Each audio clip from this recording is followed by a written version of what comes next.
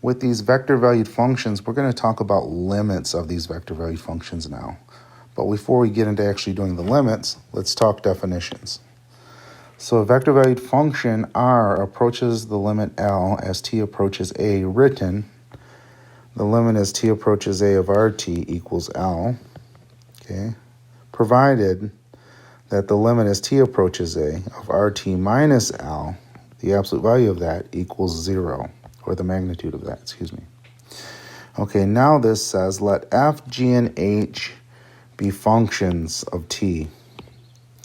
Then the limit of the vector-valued function RT equaling ft I plus gtj, or even the three-dimensional down here,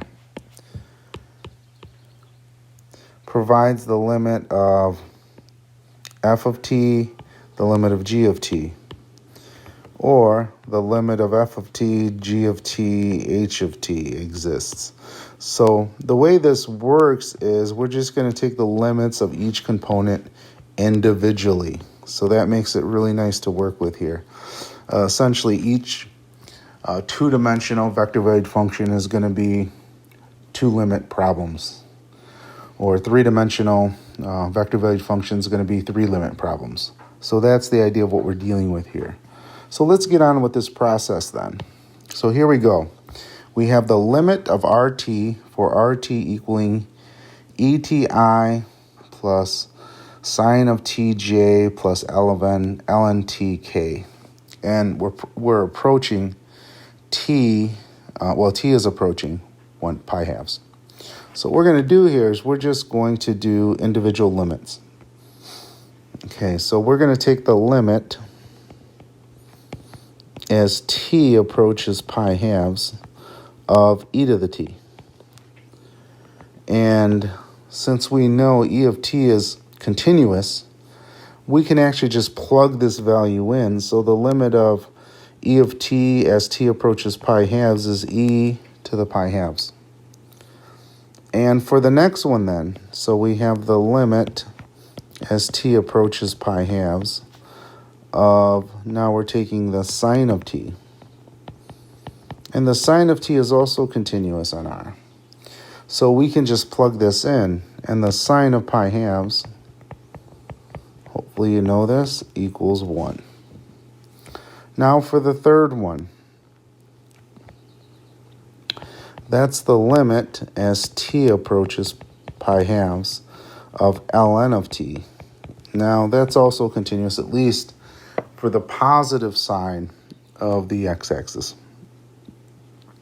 So then this would just be, and pi halves is positive, so this would just be, ln of pi halves. So then, the way this limit works all together is, I would write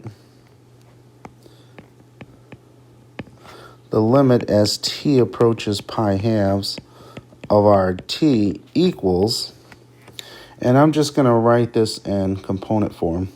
I like it better. E to the pi over t, comma 1, comma ln of pi over 2. Now these are all numbers, so just be okay with that. E to the pi halves is just, we can come up with some decimal approximation for that. Same thing with the ln of pi over 2. But this is our answer here. And make sure you put all the work in for this too. If I just have an answer, it's not enough to get credit.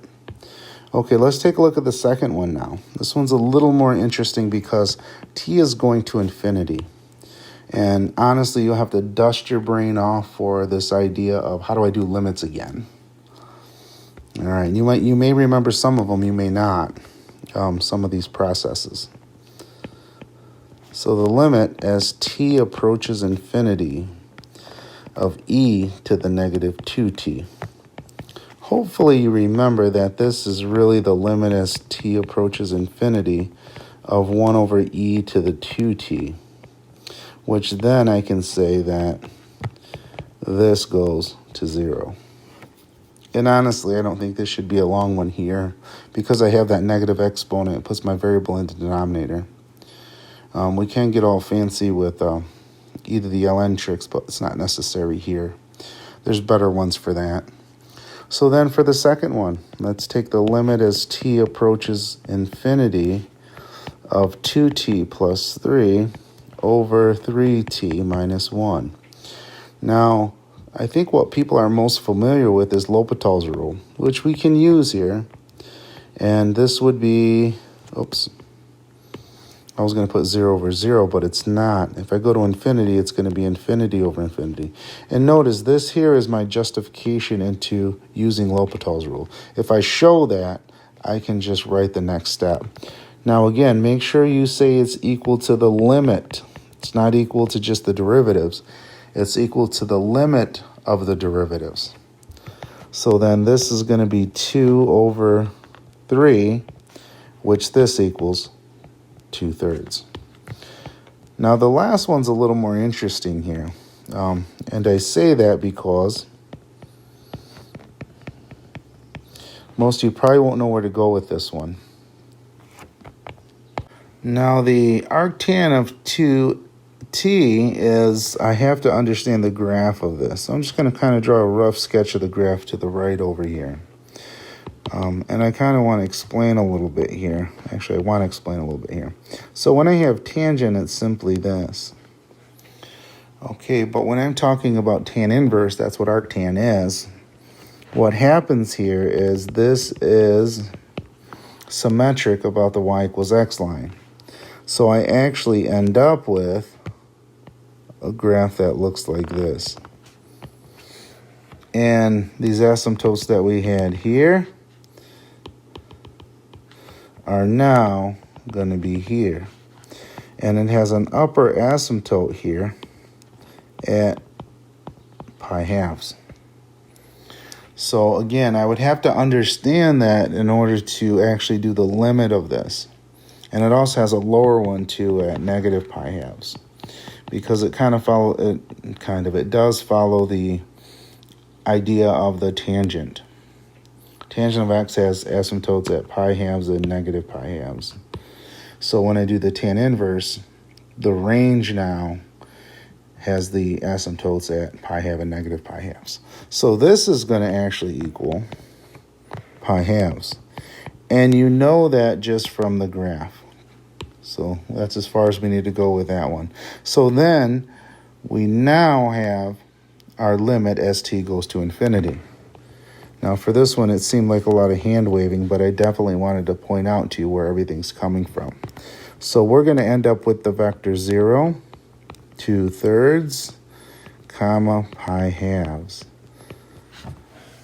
Now, for this last one, if you just write in there, if I give you something like this one down here, you could just say something like the tan inverse has an upper bound of pi halves. If I'm going to infinity, it's going to equal pi halves. Or just say because, and then do something like that even. I would be okay with either. So that's just an idea of what you can do. But there's our answers for this problem here.